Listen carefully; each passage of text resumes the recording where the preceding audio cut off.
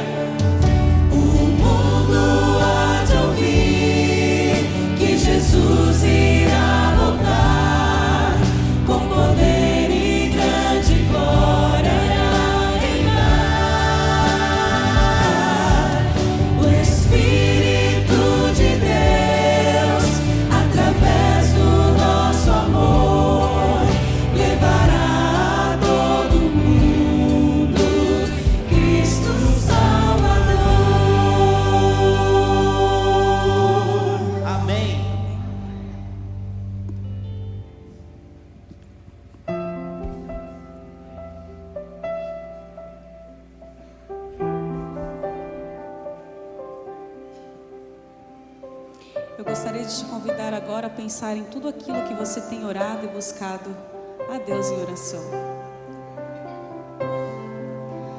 Em fervente oração, vem o teu coração na presença de Deus derramar.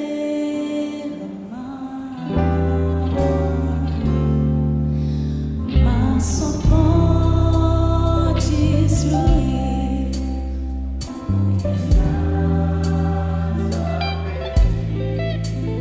quando tudo voltar, quando tudo perante o Senhor estiver.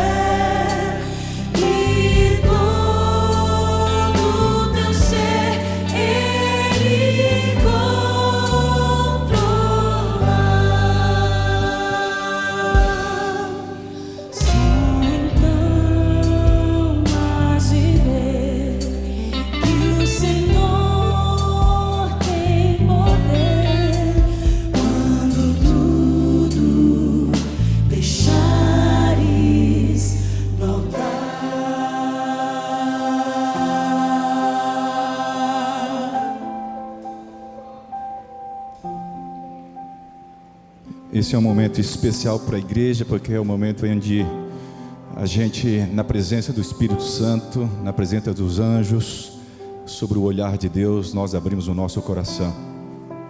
Nós vivemos em um tempo urgente, um tempo que pede a cada um de nós a consciência de que em breve veremos Jesus nas nuvens dos céus.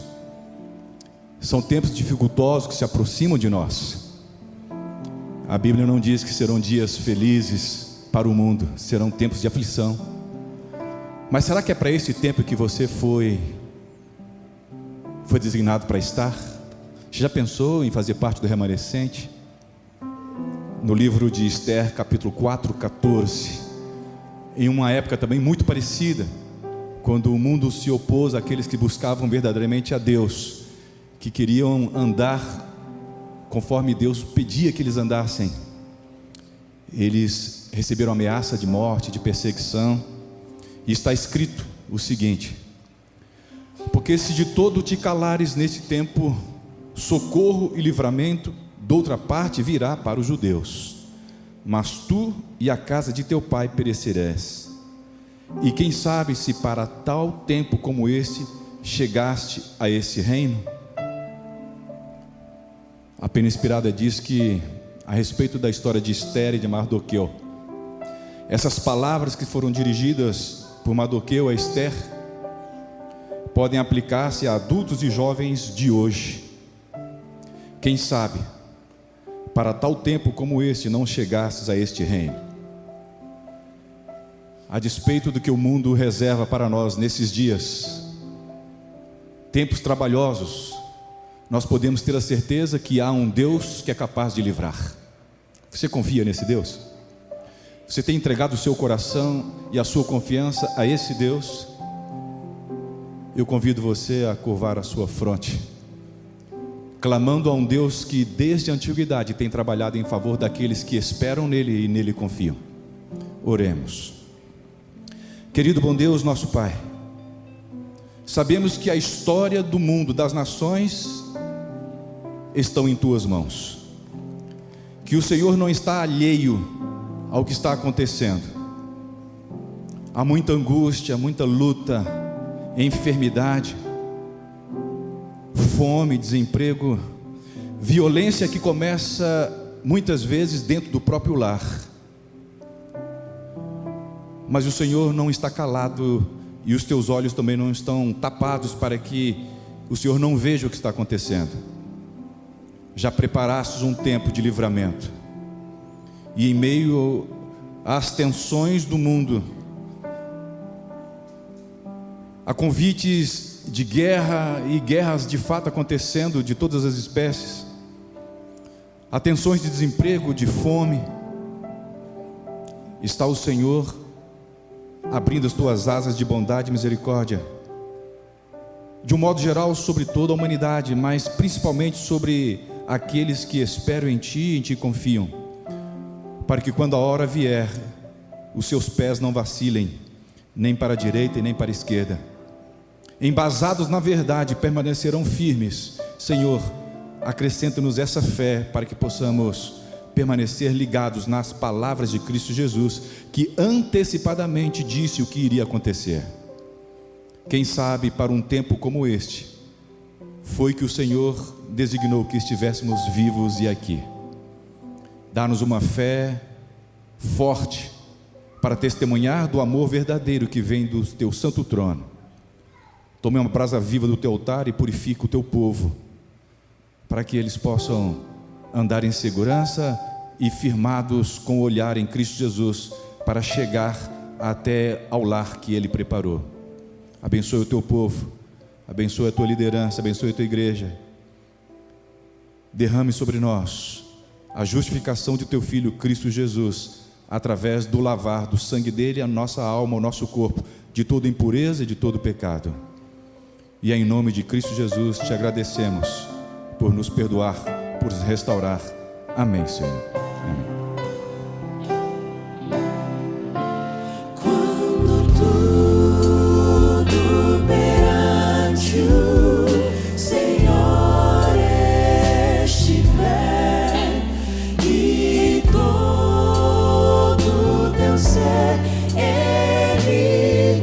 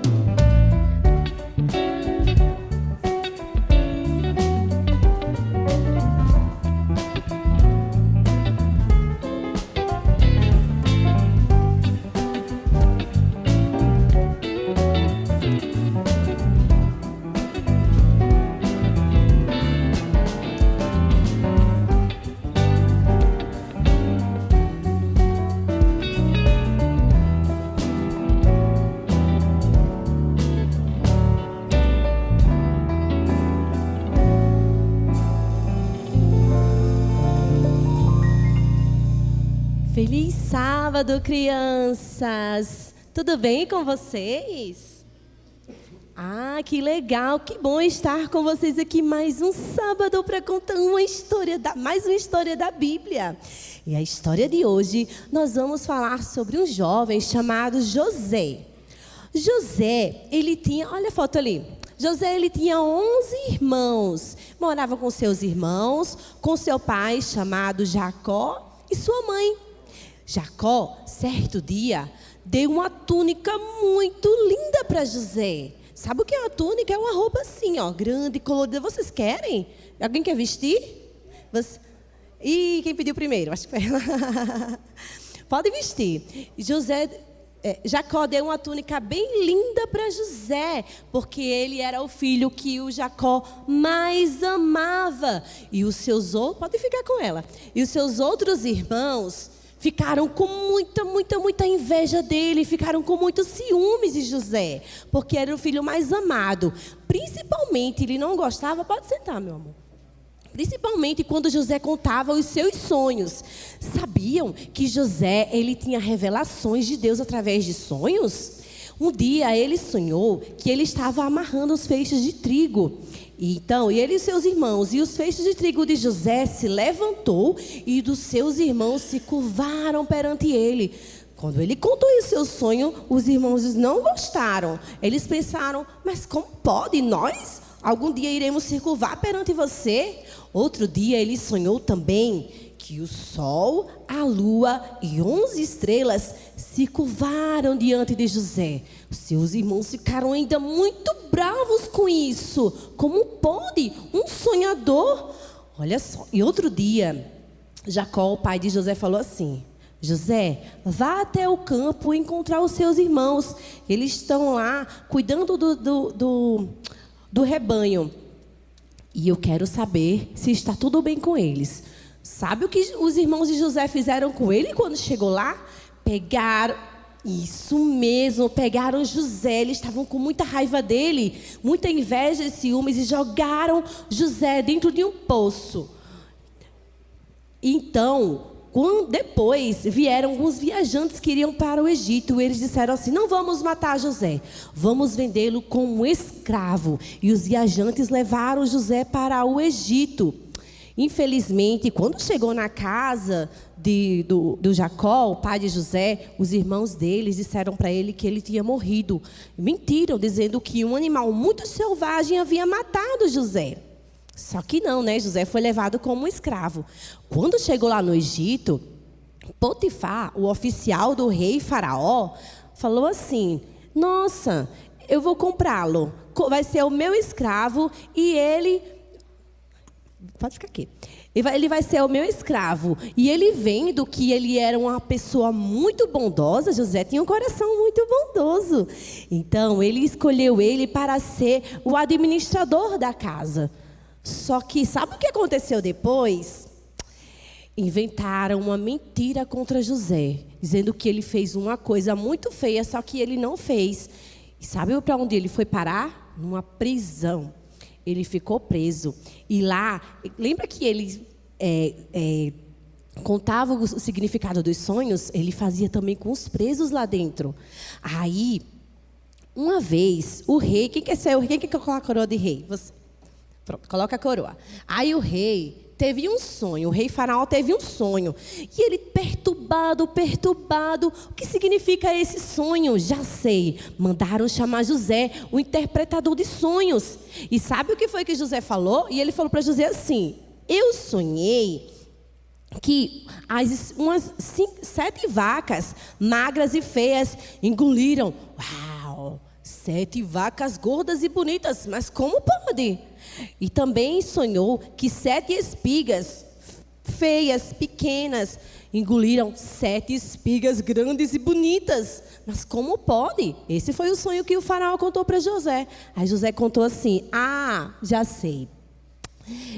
Teremos 7 anos de muita fartura e muita comida. E depois 7 anos de muita fome. Aí o rei falou assim, aí o José falou assim: se eu fosse você, eu juntaria comida durante esses 7 anos, para quando vier a fome, a gente ter comida abastecida. Aí o rei falou assim: José, como você é inteligente.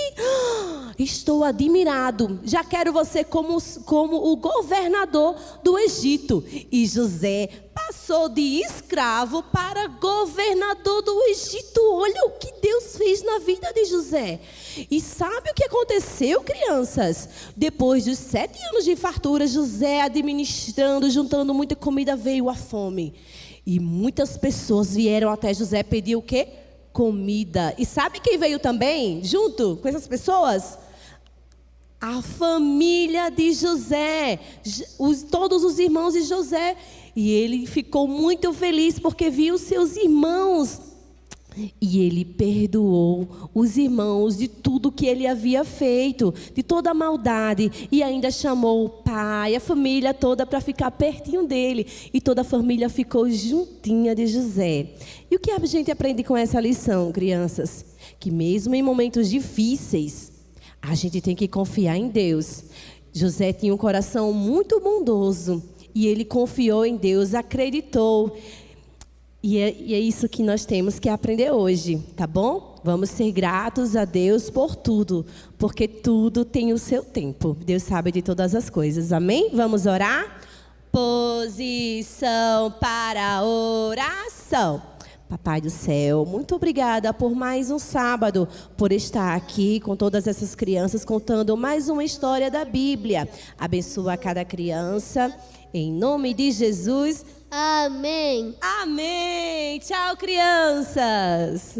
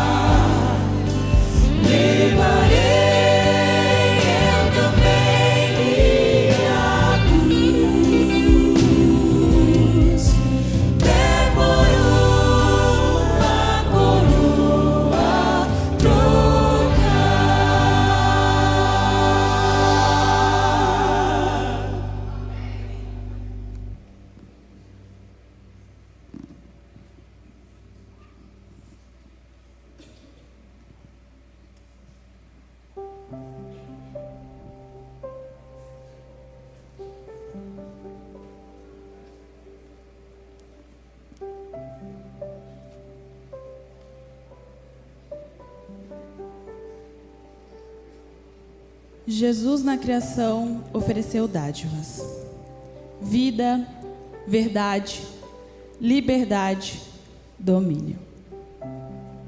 Jesus habitou entre nós para salvar a liberdade, libertar a criatura oferecendo sua vida, para oferecer bênção, bênção abundante, bênção transbordante, a maior de todas as bênçãos, Jesus.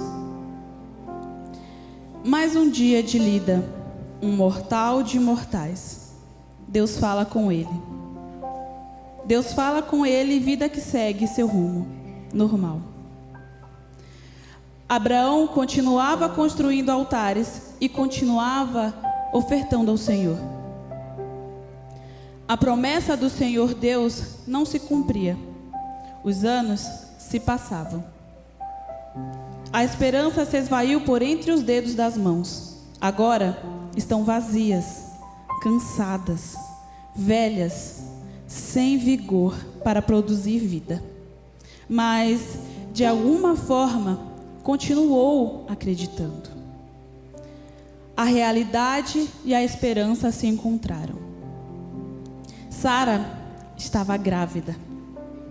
Está garantida a sua descendência numerosa. Em Isaac, tudo faz sentido. Só que não. Com Deus, esta economia nunca segue padrões lógicos. Dá-me teu único filho. Deus pediu tudo. Abraão não entendeu. Conflitos emocionais tomaram conta daquele velho homem, mas de forma resoluta partiu para o monte. Abraão fez muitos altares em sua vida, mas agora era diferente. Abraão faz mais um altar de pedras, como tantos outros. O passado sempre nos visita. Uma imagem o visitou. Havia algumas lágrimas nos olhos dos cordeiros que ele havia imolado. Agora, olhava nos olhos do seu filho. Não conseguia ler o que se passava como prometido.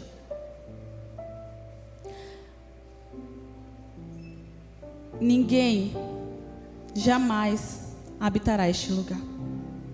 Abraão visitou o seu coração e ele estava esmagado como numa prensa. Uma ovelha entre os arbustos. Deus provê. Ele é quem provê. Ele sempre provê.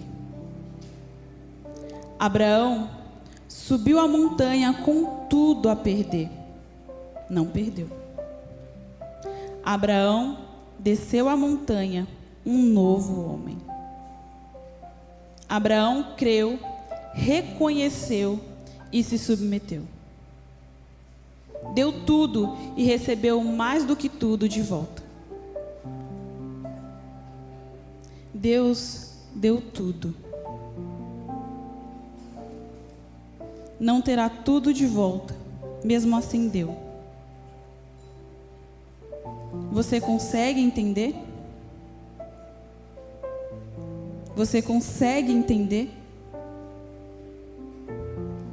Porque Deus amou o mundo de tal maneira que deu. O que você não daria de volta? Uma oferta verdadeira, pura para sempre, e sempre será uma resposta em reconhecimento ao que Deus fez. Jamais deve ser para conquistar o favor divino. O que há em suas mãos? O que há em seu coração para ofertar ao seu Criador? Não importando o que tenha para ofertar, oferte com toda a sua alma. Oferte com toda a sua alma, pois Deus diz assim para você: filho, cuida bem de ti. Filho, eu cuido bem de ti com todo o meu amor.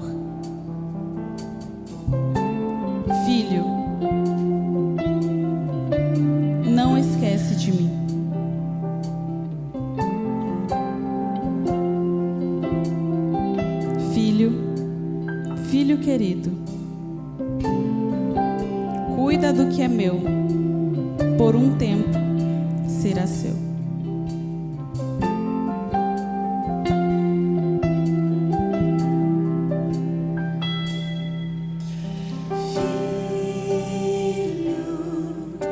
Eu cuido de ti com todo o meu amor. Lembre de mim por onde quer que for. Te guardo e te sustento, sou teu Deus.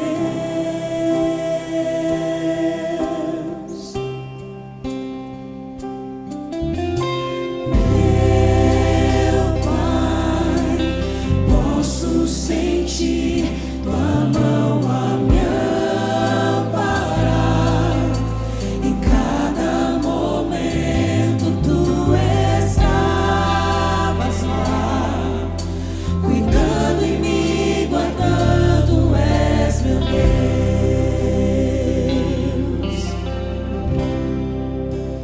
Tu és meu Deus. Tu és meu Deus.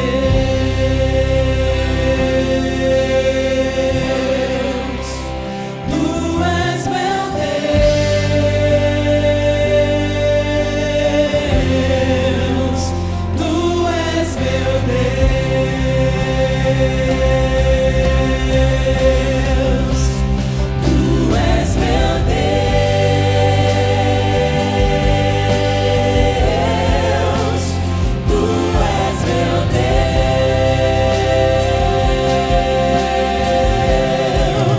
Tu és meu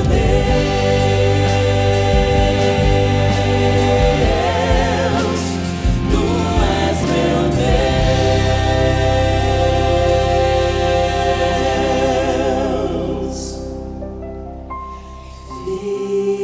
Filho, eu cuido de ti com todo o meu amor. Lembre de mim por onde quer que for. Cuide do que é meu, que por um tempo será teu. E não se esqueça que eu sou teu Deus.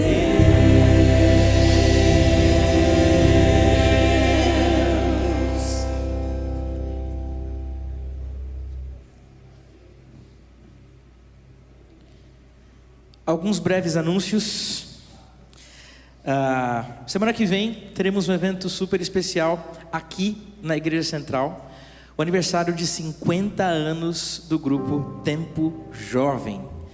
Venha, chame pelo menos 3 amigos, que a gente vai lotar essa igreja aqui. Acho que vai ter que fazer 2 sessões, hein? Já estão pensando nisso já ou não? Vai ter bastante gente aqui e você, sem dúvida alguma, está convocado. Sábado que vem, 14/6, às 17 horas. Na sequência, no sábado que vem, dia 14, às 19 horas, vai rolar uma pizza organizada pelo MC. E a ideia é levantar recursos para programações especiais com as crianças. Então você está convidado para vir ao aniversário do Tempo Jovem, assistir, ter uma boa tarde aqui com os amigos, ouvir uma boa música, um bom momento de adoração. E logo em seguida, vamos comer junto, né? Comer uma pizza com a galera do MC. No dia 22/6, vai acontecer um passeio com as crianças ao UNASP Engenheiro Coelho. Quantos aqui já foram ao UNASP Engenheiro Coelho? Quantos aqui já foram ao museu? Tem um museu lá agora, ainda não fui, eu quero ir também. Dia 22/6 vai acontecer um passeio com as crianças, com a visita ao Museu de Arqueologia Centro-White e Fazendinha.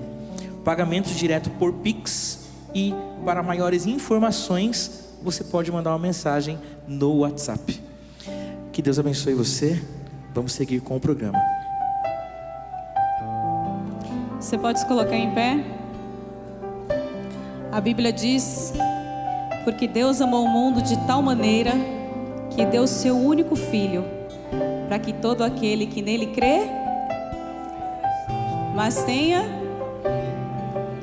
E é por Ele que a gente vive, e é a Ele que a gente louva, porque Ele é o único que é digno de receber todo o nosso louvor e toda a nossa adoração. Graças eu te dou, Pai, pelo preço que pagou, sacrifício de amor que me comprou, ungido do Senhor, pelos cravos em suas mãos. Graças eu te dou, ó meu Senhor. Lavou minha mente e coração, me deu perdão, restaurou minha comunhão. Digno é o Senhor, sobre o trono está, soberano Criador, vou sempre te adorar.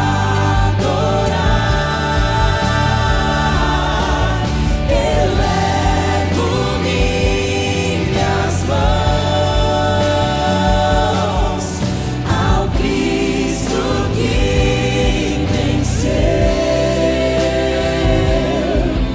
Cordeiro de Deus morreu por mim,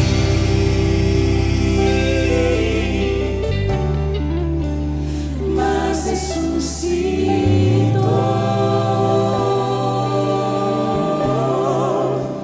Digno é o Senhor.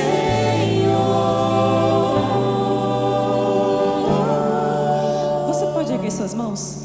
Elevo minhas mãos ao Cristo que venceu,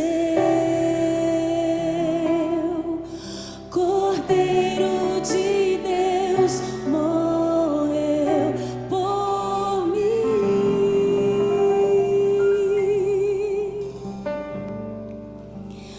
mas ressuscitou.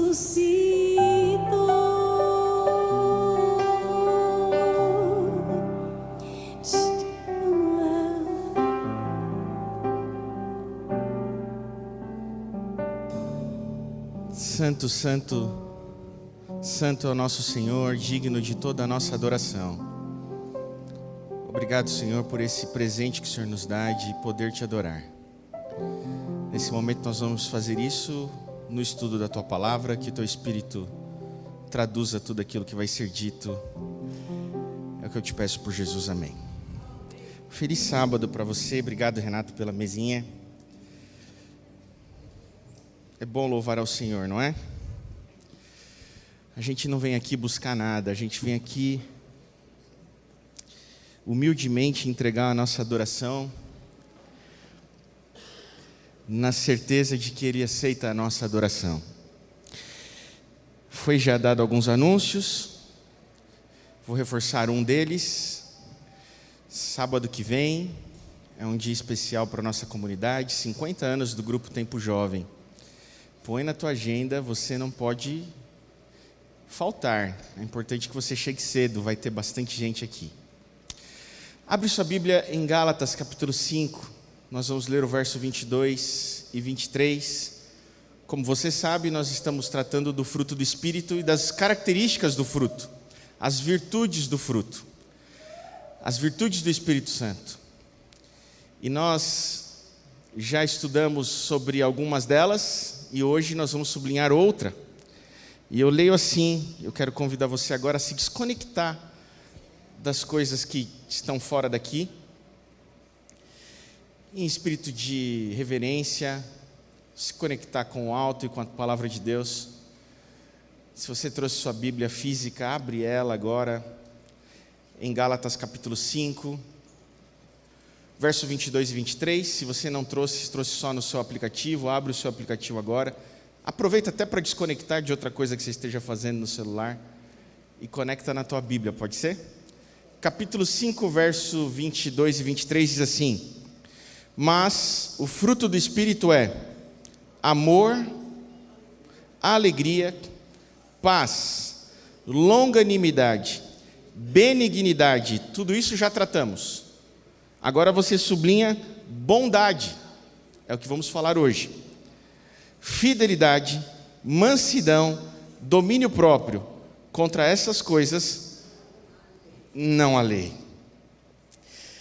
Vamos falar sobre bondade. Nós tratamos na semana passada sobre benignidade, e a gente tentou fazer uma distinção entre benignidade e bondade. Benignidade e bondade atuam no mesmo campo do caráter humano, mas não são a mesma coisa. E para resumir, talvez a melhor maneira de explicar isso de forma simples, eu mencionei algo que eu vi num sermão do pastor Ranieri Salles, que, como disse, frequenta aqui o nosso culto no segundo horário. Ele colocou assim: bondade é dar pão ao faminto, benignidade é passar manteiga nesse pão para ele. Benignidade é essa gentileza a mais, que é produto da bondade. A bondade é aquilo que é definidor do nosso caráter. Bondade é uma atitude da moral, é uma virtude. Mas como exercer bondade nos dias que vivemos? Vivemos numa sociedade cada vez mais individualizada, onde a gente entende que cada um com seus problemas, sabe? Faz o seu que eu faço o meu. Se está difícil para você, está difícil para mim também. Eu não tenho como parar para te ajudar. Sabe quando você passa e vê alguém em apuros numa estrada ou na rua da cidade de São Paulo, um pneu furado, e é uma pessoa sozinha tentando resolver aquele problema, ou alguém tentando empurrar o seu próprio carro que teve algum problema. A gente não tem tempo para fazer. Amanhã pode ser a gente e não vai ter ninguém para ajudar a gente. Então a gente não tem tempo para parar para ajudar o outro também. A gente não tem condições, numa sociedade como essa, de desenvolver de forma natural a virtude da bondade. Ela precisa ser algo que demanda o nosso empenho, a nossa busca, o nosso desejo. Vivemos numa sociedade individualizada, e um belo exemplo de como aderimos à cultura da individualização são os condomínios fechados. Eu moro em um condomínio fechado. Para além da segurança, os condomínios fechados são uma maneira de nos afastar da realidade de cotidiano. Os condomínios fechados são uma maneira de nos fazer evitar perceber aquilo que está para fora de uma cerca de iguais. Os condomínios fechados são uma maneira que nós temos de nos reunir com aqueles que são iguais a nós, ou pelo menos o mais próximo de nós, aqueles que têm a mesma condição financeira que nós, que são capazes de pagar o mesmo condomínio que a gente paga. É uma maneira de evitar a miséria ou a percepção dela. Sabe, na reflexão sobre sociedade individualizada, no seu 44 cartas do mundo líquido moderno, que eu considero talvez a melhor introdução para o pensamento baumaniano, Zygmunt Bauman, sociólogo falecido, o pai da alcunha da modernidade líquida, aquele pensador talvez mais competente sobre os tempos que vivemos, no seu 44 cartas do mundo líquido moderno, ele vai dizer o seguinte: no interior dos condomínios fechados, as ruas estão quase sempre vazias. Assim, se alguém que não pertence ao lugar, se um estranho for visto na calçada, isso logo será detectado como um evento fora do normal, antes que ocorra um trote ou um dano. Na verdade, qualquer um que seja visto passando perto da sua janela ou da sua porta pode cair na categoria de estranho.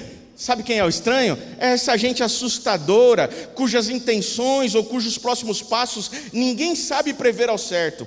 Qualquer um que você desconheça pode ser um ladrão ou um molestador, um intruso cheio de más intenções.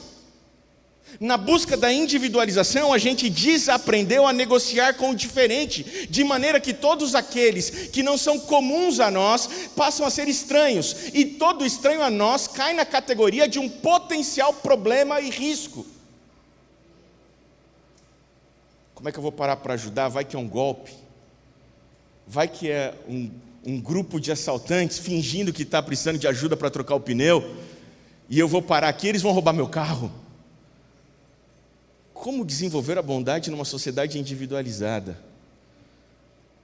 O fato que a gente não sabe lidar bem com o diferente, e a bondade talvez seja uma resposta para aquilo que é o seu antônimo. Numa sociedade de maldade, a única maneira de vencer e subverter a maldade é frutificando a característica do Espírito em nós, da bondade.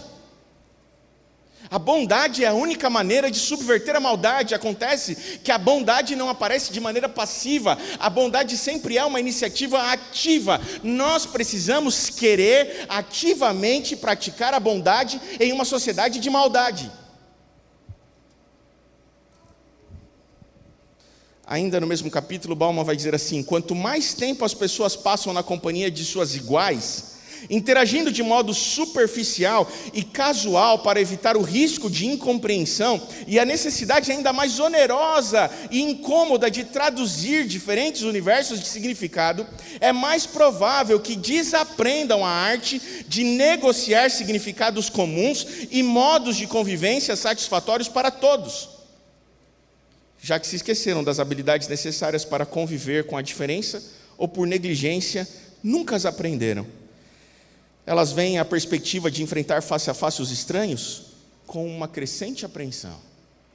Sabe, a sociedade individualizada que nos cerca em condomínios de iguais nos leva a desaprender a arte de negociar com o diferente, de maneira que todo aquele que é diferente a nós é um estranho e, portanto, um risco, uma ameaça. E isso não é só na relação, mas na visão de mundo. Quem não tem a mesma maneira de pensar que eu é um estranho, portanto, um perigo. Nós desaprendemos a capacidade de dialogar com o diferente. Se não tem a mesma fé que a minha, está no inferno. Se não usa a mesma roupa que a minha, está errado. Se não vota no mesmo político que o meu, está errado. Há uma incapacidade de exercer bondade na figura de entender e compreender a maneira de entender o mundo do outro. Nós não temos mais essa habilidade de tentar compreender o universo do outro de maneira empática, bondosa, generosa. A gente prefere se cercar dos iguais. Afinal de contas, para morar no condomínio que você escolheu morar, geralmente a pessoa tem que ter os mesmos planos de férias na Europa que você, sabe? Curioso que na tentativa de conviver com os iguais e nos proteger do diferente, perdemos ainda mais o conceito de comunidade. A Universidade de Glasgow, na Escócia, publicou em 2003 um estudo que concluía assim: não há um desejo evidente de fazer contato com a comunidade na área cercada e murada. O sentido de comunidade é mais baixo nas áreas cercadas. Olha que estudo, conclusão curiosa desse estudo. Se concluiu que em condomínios há um menor desejo de contato com os que moram dentro do condomínio do que moradores em casas de rua. Moradores em casa de rua estão mais abertos a se relacionar com seus vizinhos de rua do que aqueles que moram dentro de condomínios. A área comum do condomínio, ela é, quando muito, visitada pelas crianças.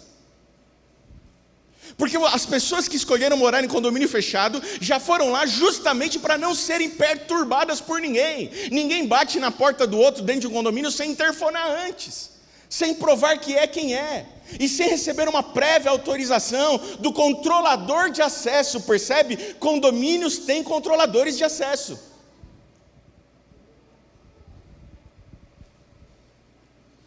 Ou seja, as pessoas pagam toda aquela soma de dinheiro com o intuito de se libertarem de qualquer companhia, salvo a que escolherem e na hora que quiserem. Como exercitar a bondade em uma sociedade cada vez mais individualizada? É É nesse contexto que nós somos impelidos por Paulo: sejam bondosos. É nesse contexto de individualização que somos provocados a exercitar e exercer a virtude da bondade. Mas como? Que tipo de bondade é essa? A palavra grega usada por Paulo, agathosine, é um substantivo abstrato derivado de agathos, que tem por sentido bom, nobre, moralmente íntegro.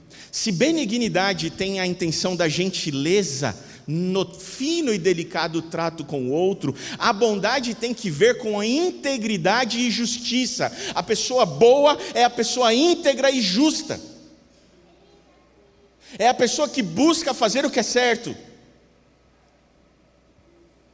Indica qualidade ou essência, o ser bom em essência e ação, a qualidade de moralidade positiva, interesse ativo pelo bem dos outros. A pessoa bondosa é aquela que está preocupada primeiramente com o bem do outro. Uma disposição interior para fazer o bem de modo consistente e justo. É assim que os léxicos do grego bíblico definem a palavra que Paulo usou para bondade. A principal palavra equivalente no hebraico, usada no Antigo Testamento, é a palavra hebraica que nos ajuda a entender o que Paulo quis dizer por bondade, é a palavra hesed. Hesed é bondade no sentido de misericórdia. É desse tipo de bondade que Paulo está falando. O curioso é que no Antigo Testamento a palavra bondade sempre está associada às palavras que definem integridade e justiça, retidão moral. A pessoa boa é aquela que busca promover justiça, é aquela que busca promover retidão moral. Isso é promover a bondade. Mas que tipo de justiça? O sentido léxico de hesed é definido como um termo riquíssimo que pode ser traduzido como bondade, misericórdia, lealdade. E eu gosto dessa expressão. A bondade é amor constante. Graça.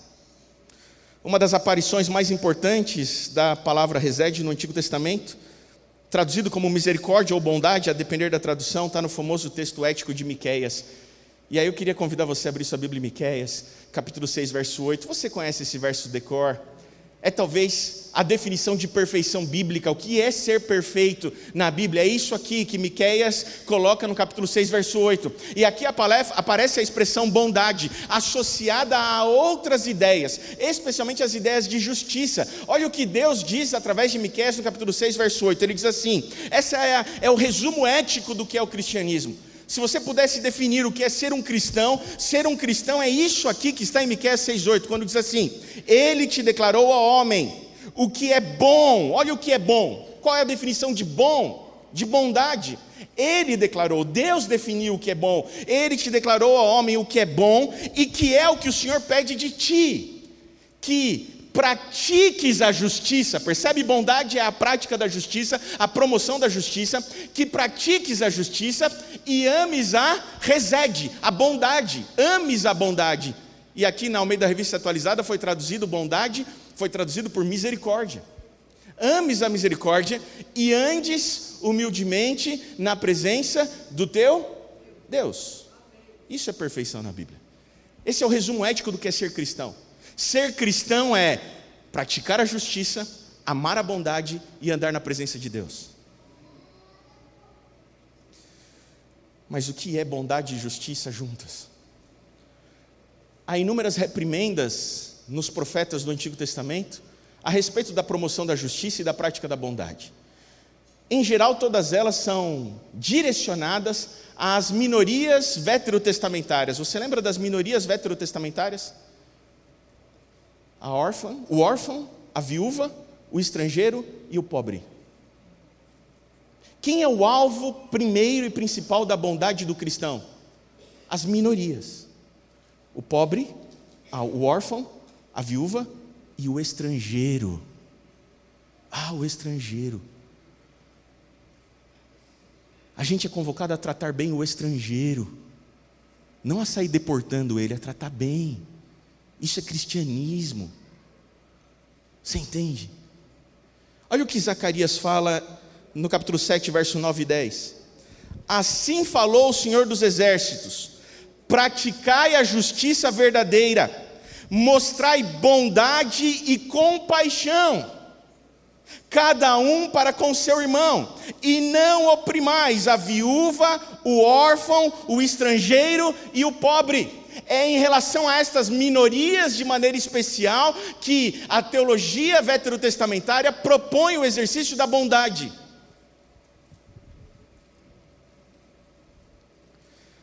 O salmista também vai associar justiça com bondade, quando no Salmo 33, verso 5, ele diz assim: ele ama a justiça e a retidão. A terra está cheia do quê? Da bondade do Senhor. Quando é que a terra está cheia da bondade do Senhor? Quando cristãos promovem a justiça e a retidão. Em relação a quem? Em relação aos que são oprimidos. Essa justiça não é uma justiça de punição à conduta imoral. Justiça é a promoção da justiça relacional. É a bondade como promoção de uma justiça social. É aqui que o cristão é convocado a ser bondoso. Talvez o melhor exemplo do Antigo Testamento seja a história de Jó, não é? Vem comigo para o capítulo 29 de Jó.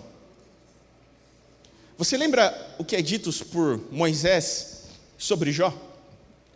No primeiro capítulo. O que Moisés diz sobre Jó?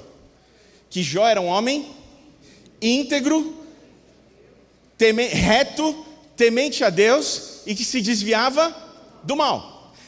Jó era um homem justo. E a que se referia a justiça de Jó?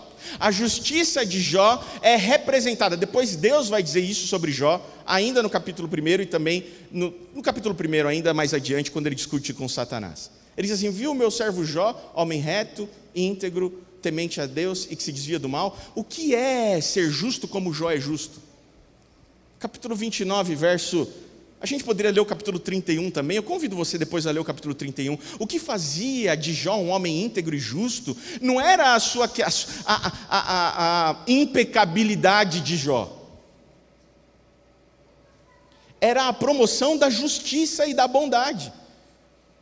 Olha o que ele diz no capítulo 29, verso 12 a 17. Eu leio na Nova Tradução na linguagem de hoje, eu leio assim: pois eu ajudava os pobres que pediam ajuda, e cuidava dos órfãos que não tinham quem os protegesse. Pessoas que estavam na miséria me abençoavam, e as viúvas se alegravam com meu auxílio. A minha justiça e a minha honestidade faziam parte de mim. Percebe que a justiça a qual que a Bíblia se refere a Jó não é uma questão de impecabilidade, mas de promoção da justiça com aqueles que são oprimidos. Isso é justiça na Bíblia.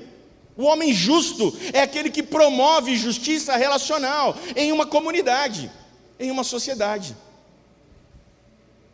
E o texto continua: a minha justiça e a minha honestidade faziam parte de mim, eram como a roupa que eu uso todos os dias.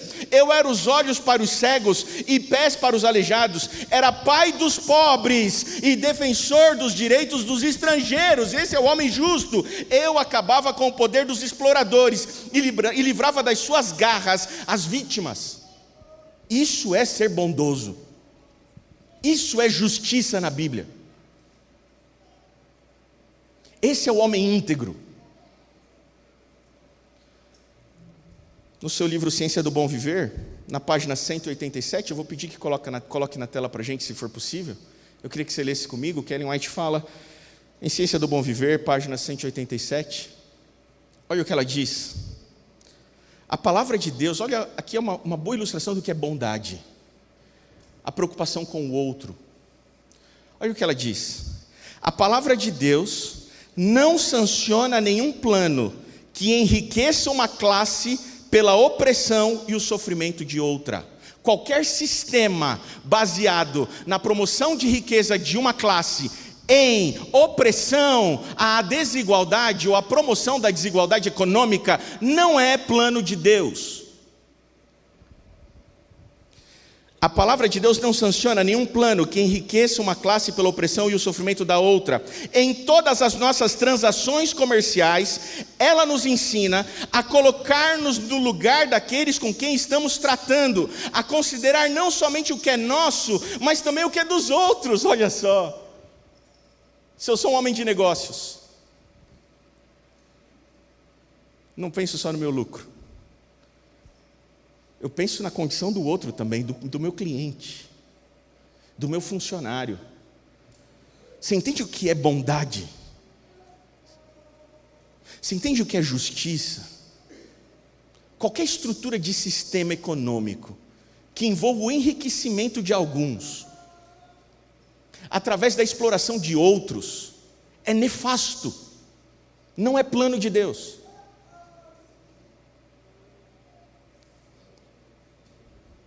Aquele que se aproveitasse do infortúnio de um outro para se beneficiar a si mesmo, ou que buscasse para si lucros por meio da fraqueza ou incompetência de outros, seria um transgressor, tanto dos princípios como dos preceitos da palavra de Deus. Ellen White, Ciência do Bom Viver, página 187.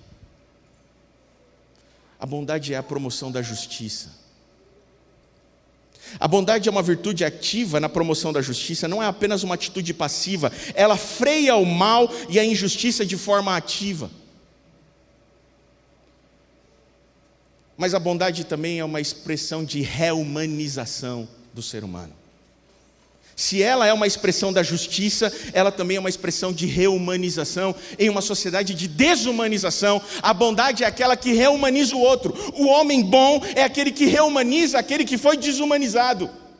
Quem é o cristão? O cristão é aquele que, quando você entra em contato, você se reumaniza. A sua dignidade é levada em conta, em autoestima.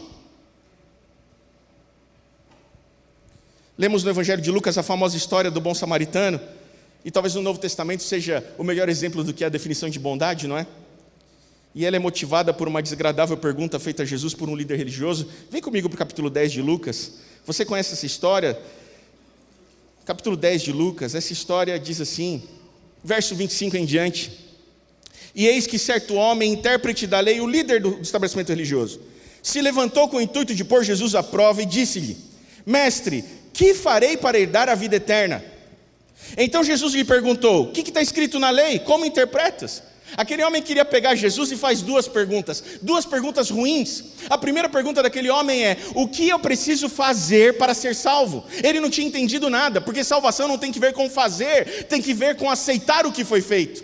Não é sobre o que eu faço ou deixo de fazer. A salvação não depende do que eu faço ou deixo de fazer, depende daquilo que Ele fez na cruz. Então Jesus olha para aquele homem e, já entendendo o que ele queria dizer, ele devolve a pergunta: você não conhece a lei? Você é um intérprete da lei? Como você interpreta a lei?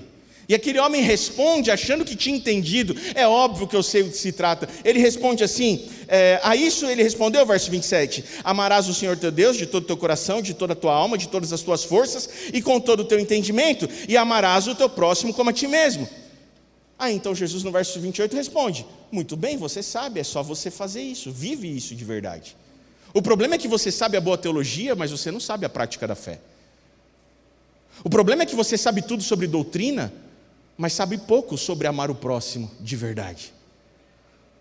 O problema é que você sabe tudo sobre teologia, mas não sabe sobre bom convívio com aquele que senta do seu lado. Você não sabe viver em comunidade. Olha o que Jesus responde, verso 28. Então Jesus lhe disse: respondeste corretamente, faze isso e viverás. Sabe qual é o seu problema, intérprete da lei? É que você não faz. É que você não pratica o que prega. Então aquele homem faz uma segunda pergunta, e essa é terrível. Olha a segunda pergunta do líder do estabelecimento religioso, verso 29. Ele, porém, querendo justificar-se, perguntou a Jesus: tudo bem, mas quem é meu próximo? Convenhamos, né, Jesus? Eu sei que é para amar o próximo, mas o meu próximo não é todo mundo. Não é todo mundo que é meu próximo. Você entende o que está pressuposta nessa pergunta desse homem? Para ele, havia categorias de pessoas que deveriam ser amadas, e outra categoria de pessoas que devia ser odiada. Havia uma categoria de pessoas que devia ser alvo da sua bondade e do seu amor, mas havia outra categoria de pessoa que não devia. Convenhamos, né, Jesus? É para amar, mas é para amar quem mora no meu condomínio. É para amar quem está no meu círculo de iguais. É para amar quem pertence à minha igreja, né? Aqueles lá de matriz africana não é para amar, aqueles lá é para a gente denunciar, criticar, condenar, mandar para o inferno, não é? Aí Jesus falou, não, é para amar o judeu, não é? O samaritano não, né, Senhor? O samaritano não é meu próximo, porque ele não tem a mesma compreensão de fé que a minha. Ele não é meu próximo, ele não é alvo do meu amor. Você entende onde está o problema da desumanização? Você categoriza pessoas, um tipo de gente é humano como eu, o outro é alvo do meu ódio, porque ele não é tão humano quanto eu.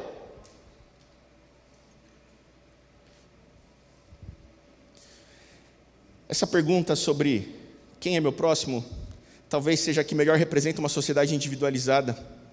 Ela pressupõe que há certos grupos de pessoas que não são dignas de serem consideradas como próximo. Ou seja, não é todo mundo que eu tenho que amar. Ela ainda é mais perturbadora, porque acaba por desumanizar certos tipos de pessoas. Ainda recorrendo a Ellen White, no seu Obreiros Evangélicos, página 123, também queria que fosse para a tela. Ellen White diz assim: o Senhor requer que reconheçamos os direitos de todos os homens. Todos os homens. Não é só dos homens direitos, é de todos os homens. Os direitos sociais dos homens e seus direitos como cristãos devem ser tomados em consideração. Todos têm de ser tratados com benignidade, olha, todos têm de ser tratados fina e delicadamente como filhos e filhas de Deus. Isso é bondade. Existe uma dimensão vital da dignidade presente em todo ser humano, que exige de todos nós que a reconheçamos. Todos nós, todo ser humano deve ser tratado com gentileza. Quando recusamos essa premissa, incorremos na desumanização, começamos a tornar seres humanos menos humanos, para que não tenhamos que reconhecer sua dignidade e, por fim, não tratá-los com bondade. Afinal de contas, nós só somos capazes de odiar ou exercer maldade ou de maltratar aqueles que não são semelhantes a nós. Por isso, a falta de compreensão de que todos somos filhos, pertencentes a uma única família humana, torna possível os muros de separação, os extermínios em massa, a discriminação, a violência contra o diferente. Sabe por que há maldade? Porque nós não consideramos que o outro seja tão humano quanto nós. Porque a gente só consegue exercer maldade sobre aquele que não é semelhante a nós. Aquele que é semelhante a nós é alvo da nossa bondade. Mas quando nós desumanizamos o outro, nós tornamos ele alvo da nossa maldade. A gente só consegue maltratar aquele que a gente não considera igual a gente. Para que a gente maltrate alguém, antes no nosso coração a gente considerou o outro menor do que nós. Senão a gente não maltrataria. Tsvetan Todorov, importante pensador do século XX, falecido em 2017, escreveu muito sobre literatura e linguagem, mas um dos seus livros que mais me chocou a leitura foi a sua obra Diante do Extremo. E na sua obra Diante do Extremo, Todorov conta sobre a Polônia da época da Segunda Guerra Mundial e o como ela sofreu com os regimes totalitários de extrema esquerda, soviéticos, e de extrema direita, nazista. E como os dois movimentos totalitários prejudicaram a Polônia. E descrevendo aquilo que acontecia nos campos de extermínio em massa, Todorov, na sua pesquisa, traz relatos que tratam dessa desumanização. Há um capítulo inteiro sobre a despersonalização humana. Citando a fala de um juiz penal soviético a uma sobrevivente dos campos de extermínio, Na página 261 é dito assim: para nós, os inimigos do povo não são seres humanos, contra eles tudo é permitido. Para que possamos maltratar o outro, primeiro precisamos não considerá-los tão humanos quanto nós somos humanos. Eles são menos humanos do que nós. Por isso, contra eles a gente pode fazer qualquer coisa. A sobrevivente, hoje autora, continua sua narrativa do horror. Ela diz assim: o meio para obter um tratamento melhor por parte dos guardas era se ligar a um deles numa relação pessoal, isso é, se fazer reconhecer como indivíduo.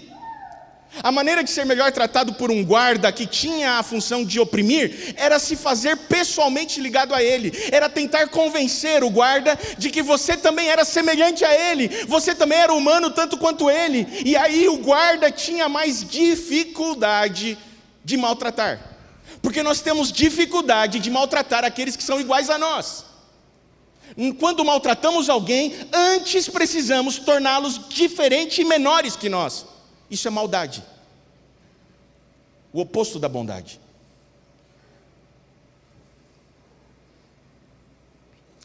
Todorov narra que tanto os soviéticos quanto os nazistas dispunham de um treinamento para os soldados com uma série de técnicas de despersonalização, cuja finalidade era ajudar o guarda a esquecer a humanidade do outro. Primeiro, todos eram despidos, porque uma das características do homem, do ser humano, é que ele se veste, ele cobre sua nudez. Depois eles não tinham os nomes, eles eram peças com números. E depois de descaracterizar ele, sabe quando você não chama a pessoa pelo nome, você atribui a ela um rótulo? Ah, é o bandido. Ah, é a fulano de tal. Ah, não tem nome, não é um ser humano. É uma categoria. Por isso a gente pode maltratar. Porque não é um ser humano, é uma categoria.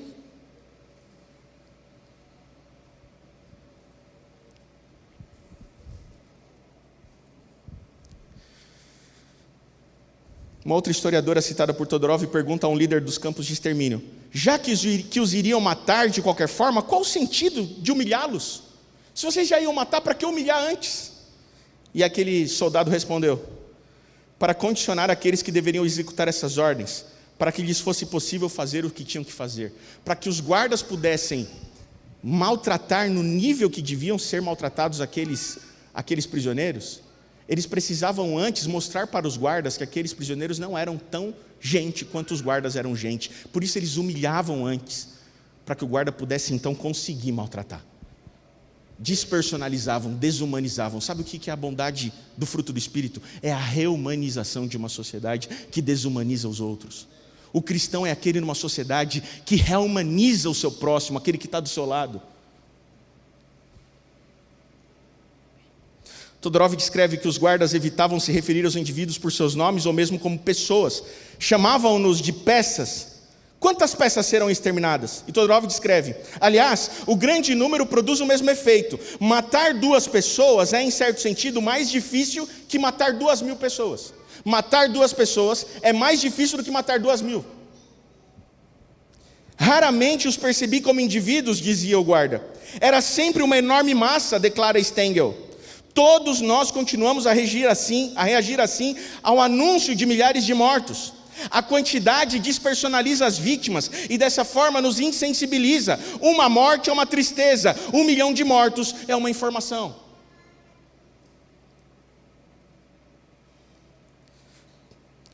Tudo resultado da despersonalização do ser humano. Afinal, ainda no livro ele diz: um soldado inimigo que passamos a conhecer corre o risco de deixar de ser nosso inimigo. Olha que coisa bonita. Um soldado inimigo que passamos a conhecer corre o risco de deixar de ser nosso inimigo. Aquele diferente de você, que você demoniza porque ele é diferente de você, corre o risco de você deixar de demonizá-lo, se você conhecer ele de verdade. Se você deixar de, pela maldade do seu coração, rotulá-lo por aquilo que a sociedade diz que ele é, e você conhecer ele de verdade, corre o risco de você virar aliado dele também. Sabe? É por isso que às vezes a gente evita conhecer aqueles que nós queremos atacar, ou destruir, ou desumanizar. A gente evita conhecer. Não quero saber a história dele. Eu só sei que ele está errado e acabou. Porque se eu conhecer a história dele, talvez eu até concorde com ele. Eu prefiro não exercer a bondade. Isso é o cristianismo. É uma expressão de contenção do mal através da bondade. A bondade não é fraqueza, é precisamente a mais poderosa arma contra o mal. E essa era a característica do cristianismo que mais incomodava Hitler. Todorov vai relatar assim: o próprio Hitler fala com desprezo do sentimento de piedade, sobrevivência incômoda da ética cristã. Certa vez disse diante de Speer: tivemos o azar de não possuir a boa religião.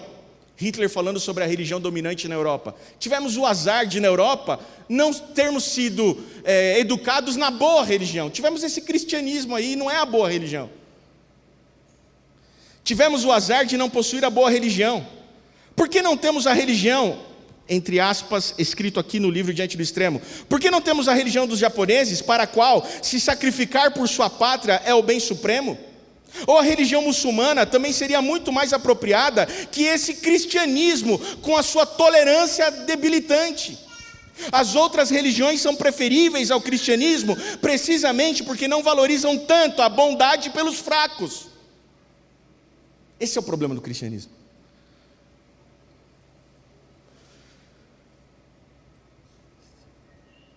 Porque o cristianismo não é uma boa religião para os interesses totalitários.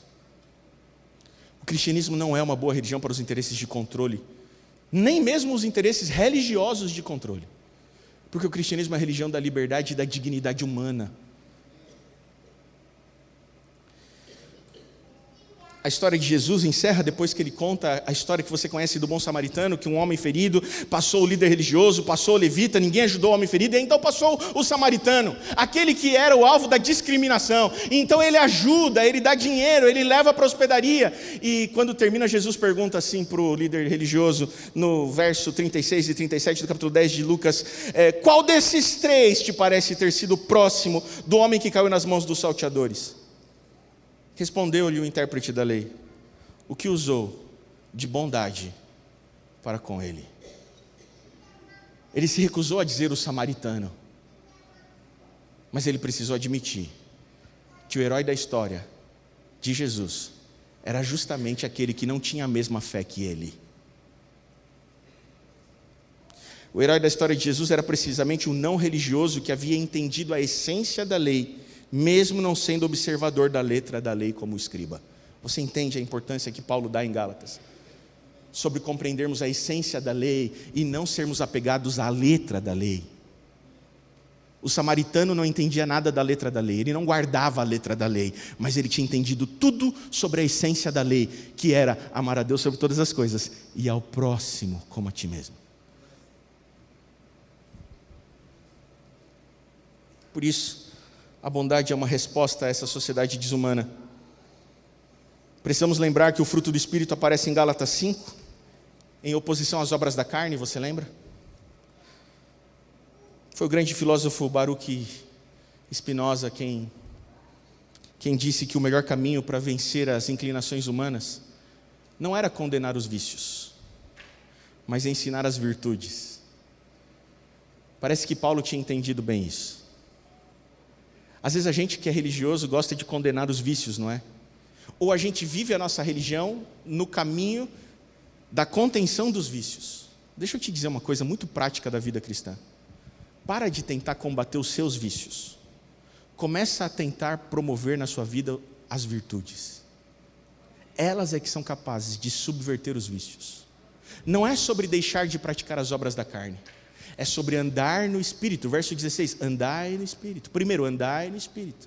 E ao frutificar as virtudes do Espírito em você, você não vai mais sucumbir às obras da carne. A prática cristã não é de condenação dos vícios, mas de promoção das virtudes. Mas pensa bem na sua prática religiosa. Perceba se o maior esforço que você tem não é tentando conter os vícios. E pouco esforço tentando buscar a presença do Espírito no seu dia a dia, tentando frutificar nele. Percebe o quanto você luta contra as suas inclinações carnais durante o seu dia, e quanto tempo você passa lendo a Bíblia e orando. Você entende onde está o seu foco? O seu foco está na contenção dos vícios, não na busca das virtudes. Não vai funcionar assim. E aí você é moralizador com os outros, porque você só enxerga nos outros os vícios a serem condenados na vida do outro, porque é assim que você lida com a sua vida. Você não compreende a necessidade que você tem de promover também na vida do outro as virtudes, de incentivar as virtudes, ao invés de sair condenando os vícios. E mesmo na sociedade que vivemos, o cristão não é aquele que levanta um estandarte contra as coisas que estão erradas. O cristão é aquele que vive de uma forma virtuosa. O cristão não é aquele que vai para a internet condenar os modelos de família que são diferentes do tradicional. Não! O cristão é aquele que trata bem a sua família para mostrar que ainda dá certo a família tradicional cristã. Esse é o cristão. O problema é que tem muito cristão condenando modelos de família aí fora, para não ter que lidar com os problemas da sua própria família, ou da maneira como cuida da sua própria família. Se o modelo tradicional cristão deu errado na sua casa, meu irmão, o que você está condenando o modelo dos outros lá fora? Cuida primeiro da tua casa. Porque se estiver funcionando, vai ser um bonito exemplo. Melhor do que sair condenando os modelos de família que não são compatíveis com a sua boa religião.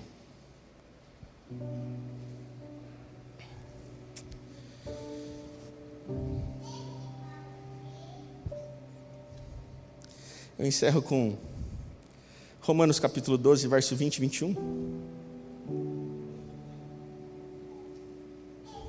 A bondade é a contenção do mal. Romanos capítulo 12, verso 20 e 21. A virtude da bondade é capaz de subverter a maldade. Sabe como a gente vai conter a maldade dessa sociedade desorientada? É buscando frutificar em nós a bondade. Paulo vai dizer em Romanos 12 assim, verso 20 e 21. Pelo contrário, se o teu inimigo tiver fome, dá-lhe de... É fácil. Se o teu inimigo tiver sede, o que você faz? Dá-lhe de beber. Talvez o cristianismo não sirva para você. Talvez o cristianismo não combine com a sua visão de mundo, essa é a grande verdade. Talvez o cristianismo não combine com a sua ideologia política, já percebeu? Talvez esse seja o problema. É que o cristianismo não combina com quem você vota. Aí você abandona o cristianismo.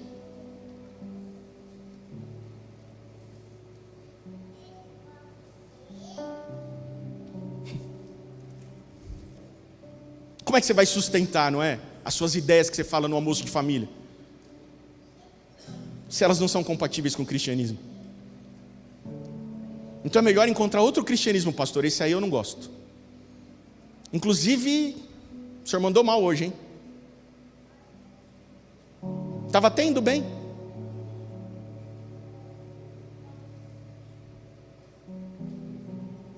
Porque fazendo isso, amontoarás brasas vivas sobre a sua cabeça. Não te deixes vencer do mal, mas vence o mal. Meu irmão, eu não estou falando isso como um médico que diagnosticou o teu problema. Eu estou falando isso como um doente como você, porque eu também não consigo fazer isso aqui. Mas é primeiro para mim que isso corta no coração. Você entende como a bondade é a refreadora da maldade? É naqueles que estão no espírito e não na carne que a maldade é contida, porque diante da maldade que sofre, ele reage com bondade. Não se deixe vencer pelo mal, mas vença a maldade com a bondade.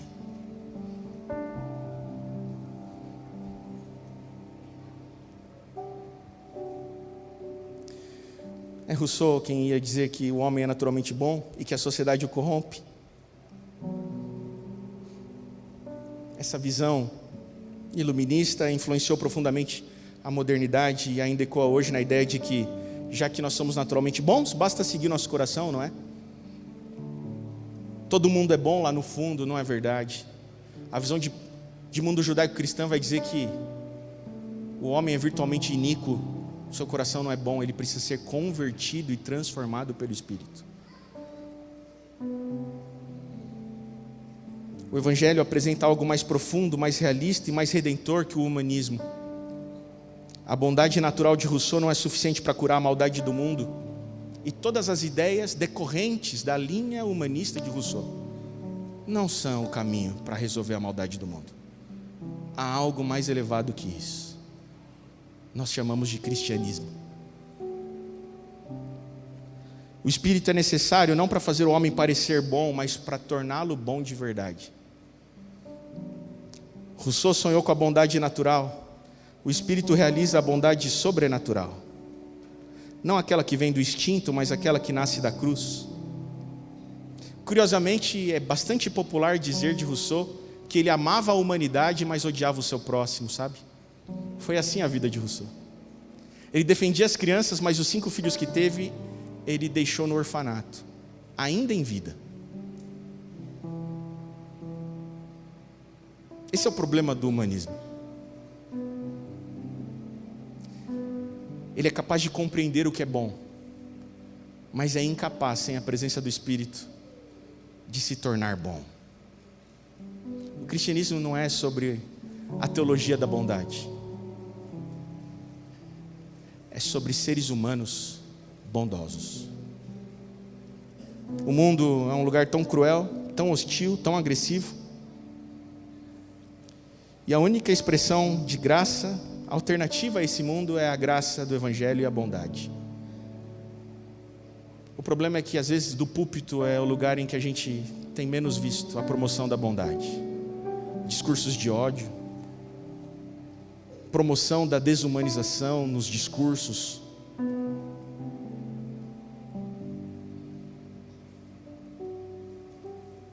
A bondade é a única coisa que restou.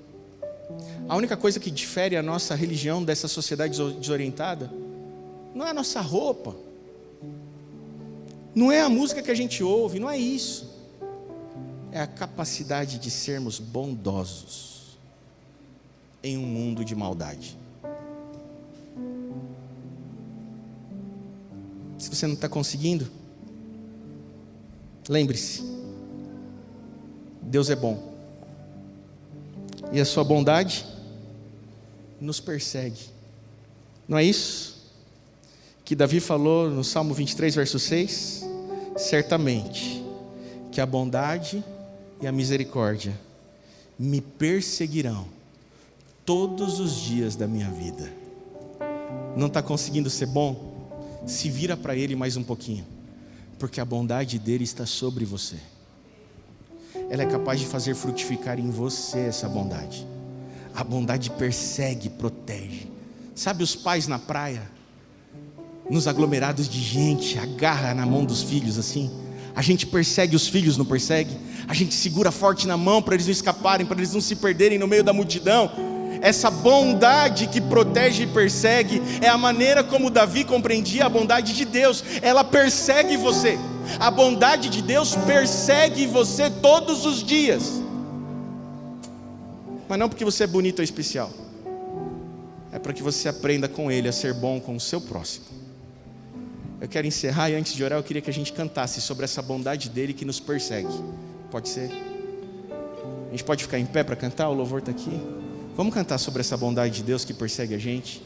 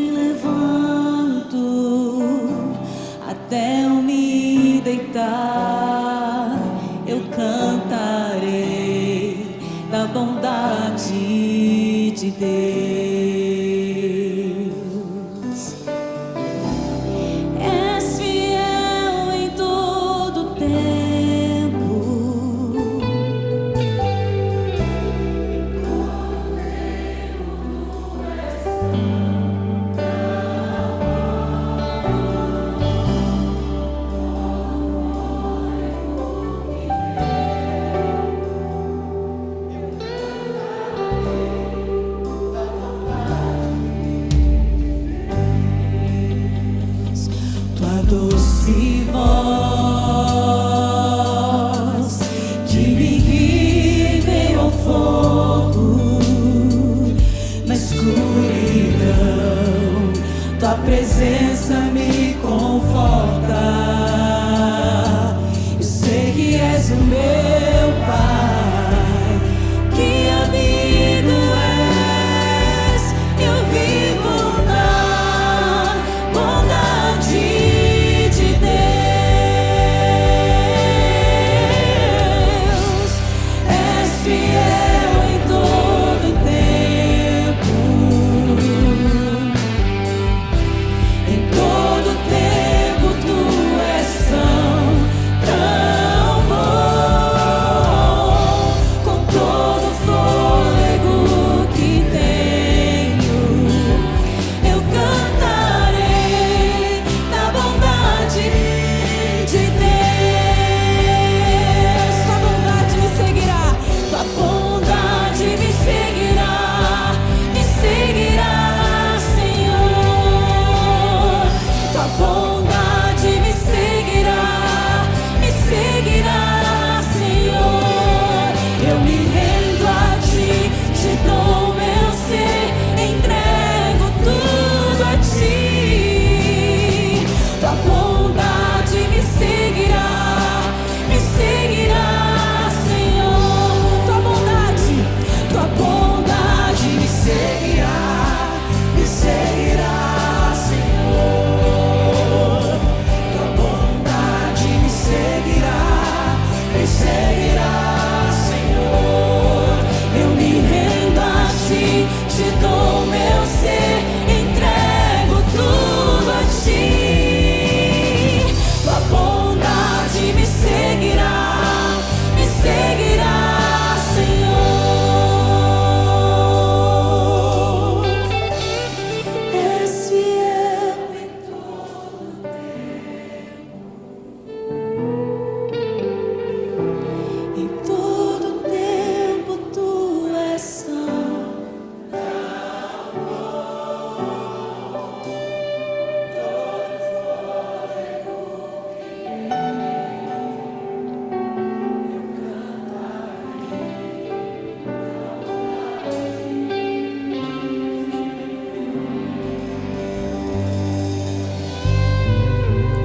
Bom Pai, nós sabemos que bom é apenas um, e é a Ti, a fonte da bondade, que nós recorremos. Senhor, nós vivemos em um mundo de maldade que nos rouba, nós vivemos em um mundo de pecado que inclina o nosso coração para aquilo que é mal. Nós estamos cansados de lutar contra os nossos vícios e perdermos para Ele. Nós estamos cansados de saber que devemos fazer o bem e não o fazer. Por isso nós queremos recorrer humildemente a Ti, para pedir perdão pelos nossos pecados, perdão pela nossa incapacidade de representá-lo bem diante de uma sociedade que precisa tanto da Tua bondade.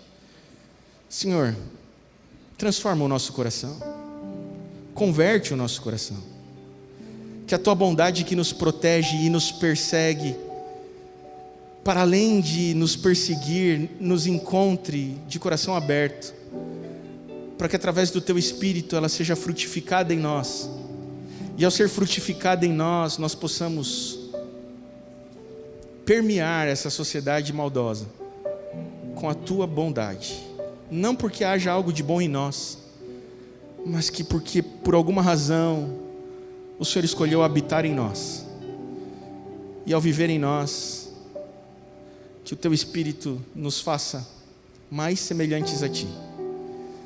Obrigado, porque o Senhor escolheu ser bom com a gente, a despeito da nossa maldade.